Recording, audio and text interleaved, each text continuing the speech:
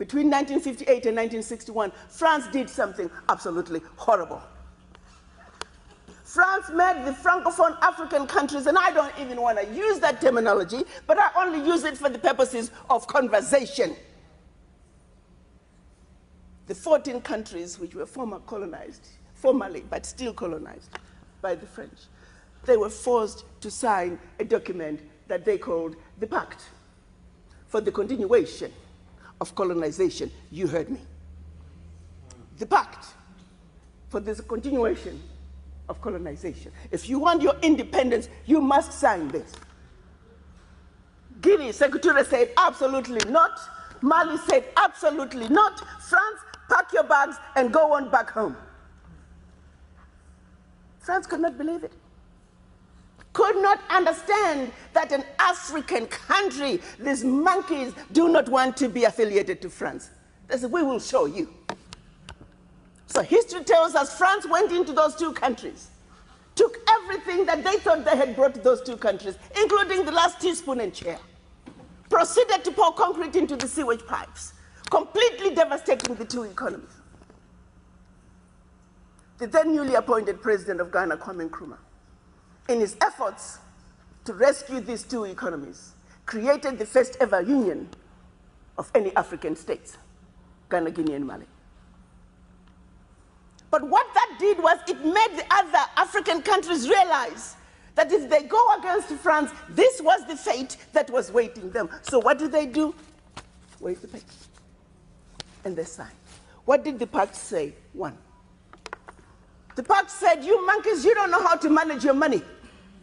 So you shall deposit 85% of your bank reserves with the French Central Bank under the control of the French Minister of Finance. And that France is going to take your deposits from the individual countries, pool them together, invest them in the French stock market under the French name. And you, monkeys, you may or may not know the returns.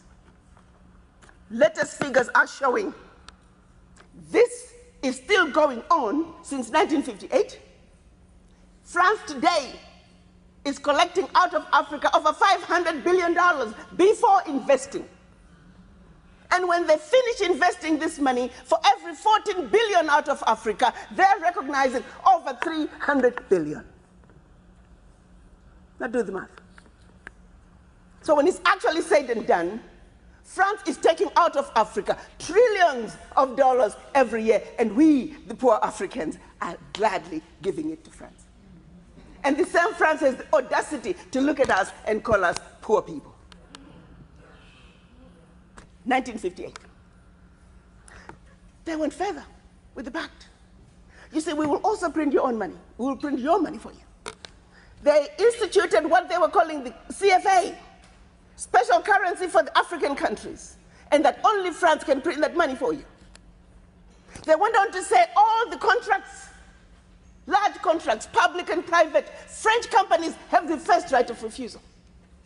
All your minerals discovered, yet to be discovered, France has the first right of refusal.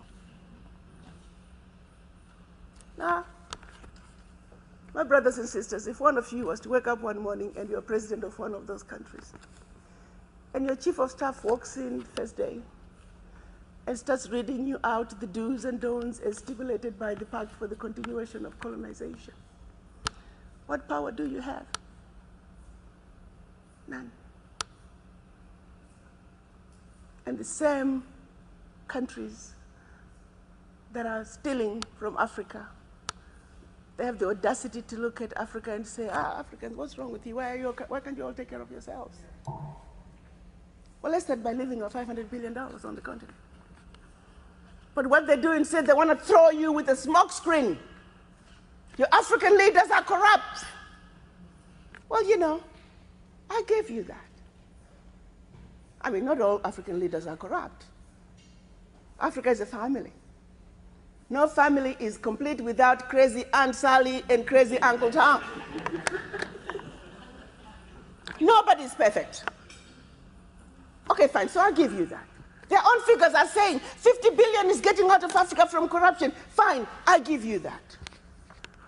But you do not want me to engage in a conversation that's solely limited to the $50 billion out of Africa through corruption. First, you don't tell me where it's going. You simply tell me it's getting out of Africa.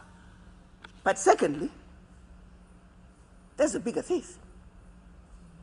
You got two thieves, one with a briefcase with 50 billion and the other thief with a briefcase with 500 billion. I am a smart woman. You want me to ignore the one with 500 billion and put all my energies on a suitcase with 50? And by the time the one with 500 billion is done investing, we are talking trillions. Now, do you see how quickly the funds out of Africa from corruption become the larger chunk under the table? And they want you to stay under the table. So you never have to talk about what is on the table. We must wake up, Africans. We must think about our situations. How did we get here? Are we willing to let France